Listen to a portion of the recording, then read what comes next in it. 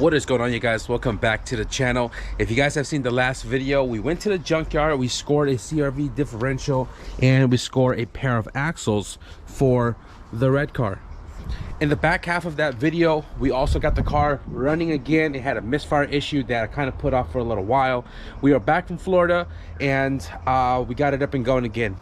I must tell you guys, this morning I drove it to go get some food, and 240 wheel horsepower is pretty damn fun, especially spinning all of second gear. But that's gonna change because the end goal here is to get the car back to all-wheel drive, and there's a few more things I need to order, and I gotta send the drive shaft off to go get modified and lengthened correctly, and then we can finally install everything into the car and get it back to full-wheel gripping. Now, I didn't really talk too much about my Florida trip because if you watch all of the vlogs, you guys probably seen that I had such a great time out there. Words cannot describe how much fun I had out there. So instead of me explaining everything all over again, other than the fact of thank you to S1 and the whole family for bringing me out there. Big shout out to Ross for having me out there at his show as well too.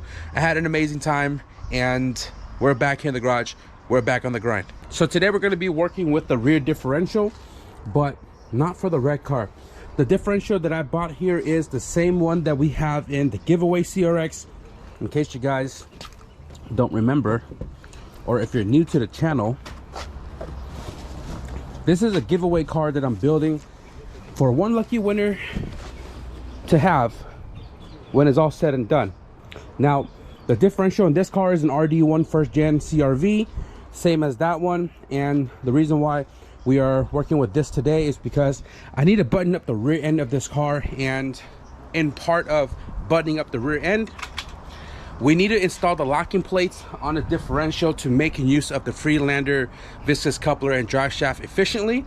And because they are the same diff, and this car pretty much has all the all-wheel drive back-end stuff already done, I want to put the diff plates in and get it all buttoned up, cleaned up, so we can turn this car around, pull the differential out, finish mounting the Delta 7 plate, because big shout out to S1BUILT.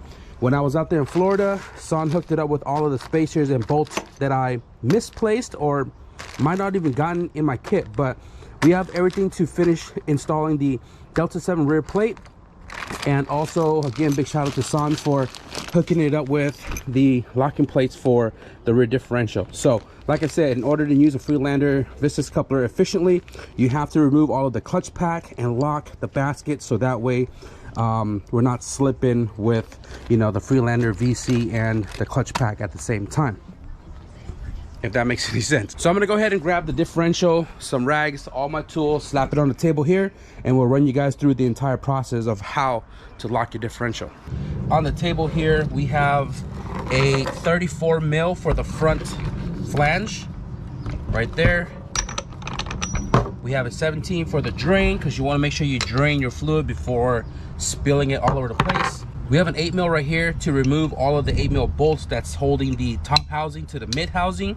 We're going to need to remove all of this to access the basket on the inside.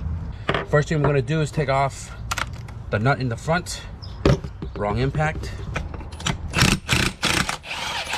There are a couple of things after the nut, so you got to make sure you remember the orientation. There's a metal washer after the nut,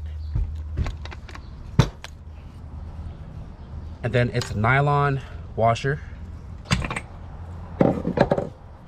like so. Now we take off all of the 8 mils, 7, 8, or did I miscount? Once the bolts are all taken out, you can pry the top housing off the mid housing from the passenger side right here. There's a little tab on the bottom you can put a pry bar into and just lightly pry it, and it will separate the glue to release the housing, just like that. There is a washer on the inside. I don't know if you can see that. It's right here. This one doesn't seem to be directional, so be sure that when you put this back together, that washer is there. I'm gonna leave it be so I don't forget it. Now what we're gonna be modifying is the clutch plate slash basket. So that's this whole entire piece right here, and this pretty much houses all of the clutch packs that are on the inside, like so.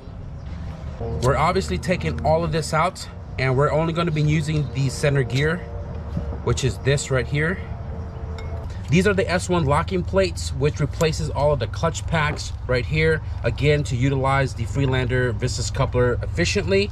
These are the S1 locking plates that replaces the clutch pack found inside the basket, inside the first gen and second gen CRV, as well as the Element. The installation is pretty straightforward. You have to remove everything out of the basket. We're going to be reusing the gear that sits inside the basket, except we're not going to need the spring on it anymore. But do remember, the spring side does face down in the basket, like so. S1's locking plates do have a slimmer one right here compared to the rest of them. S1 prefer to have the thinner one at the very bottom, although it doesn't really matter where this one goes. But what's important is the number one faces up, and all of the number ones on the locking plate are on the same side. So I'm gonna go ahead and just drop this first one in, and then the rest follows that.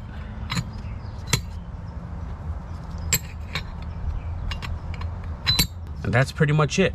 The basket is now locked, and you pretty much have the top lid right here, which goes on. It doesn't really matter which way the top part goes on. Before I install this back on the differential itself, I am going to modify the shaft a little bit, and I'll show you guys that right now. In order to modify the shaft, you're going to have to remove the pump itself. It is held on by, I think, 4 8mm screws. 3 in this case.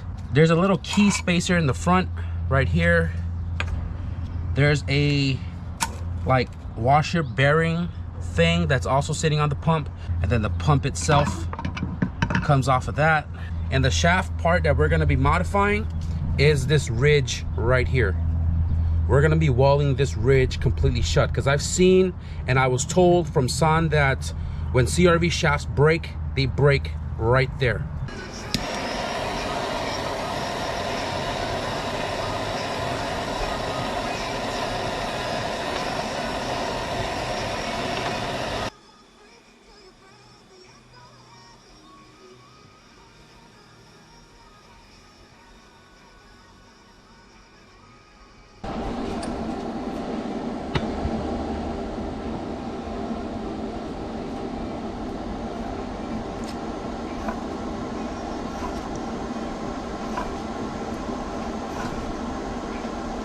All right, guys, so I have the shaft welded up nice and clean, and this should strengthen that that little gap that was there. Now it's time to reverse the process. Now, if you guys have watched the video when I pinned the clutch packs, which is leaving all of the clutch pack in place, drilling a hole through all of the disc and friction disc, and then putting a rod through it, then welding it shut. Now, that was the way people were doing it before locking plates were available, and now with locking plates, it makes it easier for those that don't have a welding machine. This is the most efficient way to get rid of your clutch packs. And normally you would take off the pump, because we're not going to be using the pump anymore. But I was told that the pump actually helps strengthen the shaft, like stabilizes it, you know what I mean? So this case, I'm going to leave the pump in place. Zap, zap, zap. Make sure you hold this bottom plate, so when you tip it over, you don't drop all of the locking plates out of the basket. Align the shaft, and just like that, modified basket, clutch pack delete. It's almost done.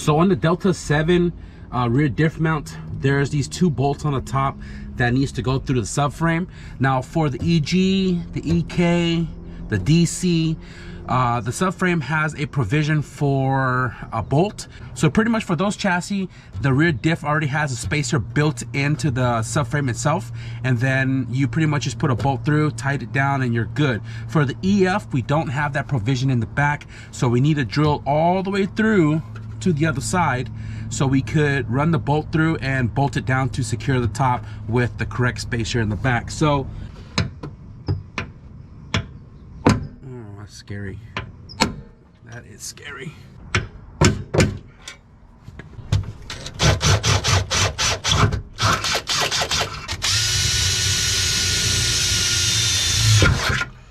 So quickly before I take this back off, you can see this one goes all the way through. On the back side, this one's a little crooked, but it goes all the way through right there. Washer and nut, spacer in between for this right here. Now I'm gonna go ahead and take it back off, and I need to box this in right here. 1, 2, 3 pieces welded up. All right guys, so I'm gonna give you a quick little update here with the box in plate that I just came up with. And this one's a little bit different than the S1 because I cut more than I should have. Granted, I didn't have the plate beforehand. Now if you order your kit from S1BUILT, you guys should be getting the plate with your kit. So I have my plates all tacked in, driver side, passenger side, and the top piece. When I say mine is different, I mean I added another plate in the front here because I cut this side further up than this end. So in order for me to close the gap, I have to add this little piece to tie it all in together. So this thing is pretty much ready to be welded up. It's 9 o'clock. I don't want to struggle with trying to set the camera up for you guys, but I am going to get this fully welded up tonight so we can get everything all reinstalled again. There we go. So we have the plates fully welded on, top side, back side, side to side. And man, this was a struggle. I literally had my entire body over here to weld this way. So got this out of the way. The light's dying. I'm just gonna go ahead and put the differential back up and get all of the diff mount and everything reinstalled because it is getting late and I need to finish this up. I got all of my stuff cleaned up and the differential is reinstalled into the car with the axles and all. So we have the Delta 7 rear diff mount reinstalled with the top supporting bolt and the spacers behind there, and all tightened down. We have the differential, we have the axles in place, we have the bolts on the top secured up here. Diff is secured into place. We got the S1 locking plates installed on the basket, so this thing is ready for some fun. We don't have any fluids in here. I thought I had some, but I don't. I got to go buy some fluid so we can fill this up. And all of the weld areas, like right here, over there, all of the welds we did here, it's all undercoated, so hopefully it'll protect it from the weather and don't cause rust in the future. Car's back on the ground. So anyways, we're making a ton of great progress on the car, and the last thing for the all-wheel drive system is just getting the drive shaft upgraded and lengthened correctly. Oh, and mount the Vestas coupler. But aside from that, this thing is, we're almost there. It's just buttoning up all the little things like window trim and front cowl for the wipers and all that, and getting some tires for the back wheels, alignment, tune, drive shaft. This car is almost done. Before we wrap up this video, I did go to the PO box. I got a mail right here, and I also got one right here. So let's open this up real quick, see what's inside. This one was in my back pocket the entire time, so it's kind of all crumpled up. But on the back, Mugen sticker. I'm kind of curious to see what's inside. This came from Paul out of Vancouver, Washington. We got some pretty sick sticker. So this one right here, at @suicide_CRX. Check that out. Pretty sick, pretty sick. This is a little card that says a new image, complete auto reconditioning. Doug is the owner, Paul's the manager. I guess this is like where he works at. Big shout out to Paul. Thank you for the stickers. 2 stickers at that. Appreciate it much. The second one right here came from Tim.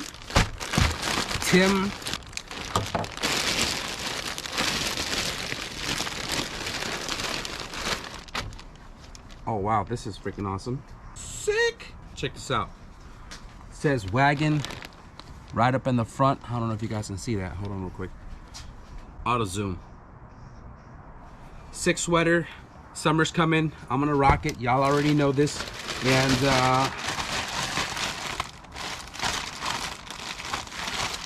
there's no message in here. But Tim, his Instagram is ef.wagon.dreams. This guy's got a pretty bad wagon that he's building with a K-swap. He actually just finished it. I don't know if you guys can see this, but he just finished it. If you guys want to see what he's up to with his wagons, because he's got multiple, be sure to follow his Instagram, ef.wagon.dreams. I appreciate the sweater, Tim. Definitely adding this to the collection, and I'm gonna try really, really hard. I'm gonna try really hard to not destroy this one. Because look at my We F Shit Up sweater. Where is it at? Where is it at? You guys see this big hole right here? This giant hole? Yeah, that's me paying too close my propane heater. So I am going to wrap up the video right here, guys. If you guys enjoyed this video, be sure to leave a thumbs up. And if you guys want to stick around for more updates of all of the CRXs, La Ponda's still here. Be sure to hit the subscribe button. But with that being said, thank you guys for watching. I'll see you guys in the next video. Peace.